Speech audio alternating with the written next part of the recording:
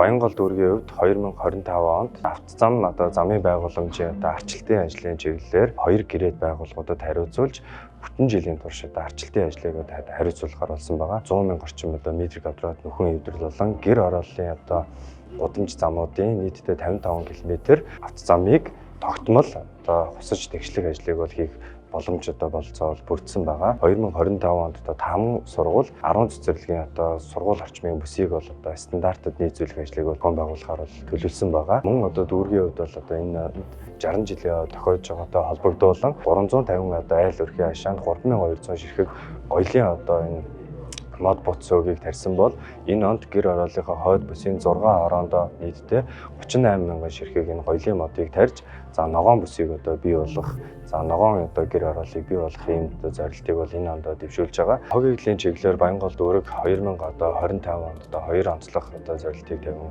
ажиллаж байна. Бүсийн цагийн хуваарийг мөрдүүлэх ажлыг бид бүгд 2024 онд худалдааны гудамж буюу 3-4 дугаар хороололд хэрэгжүүлж ажилласан. 3 удаагийн давтамжтай худалдааны аж ахуй нэгжүүдээс гар дээрээс гарт тээвэрлэх ажлыг хийж хэрэгжүүлж эхэлсэн бол энэ жишг ажлыг орон сууцны хорооллын бүс, үйлдвэрийн бүс, гэр орооллын бүсэд мөн гар дээрээс гарт гэдэг ийм хэлбэр чилжүүлж их усүр дээр нь ангилан ялгах ажлыг бид бүгд 2024 онд бас хэрэгжүүлж эхэлсэн байгаа.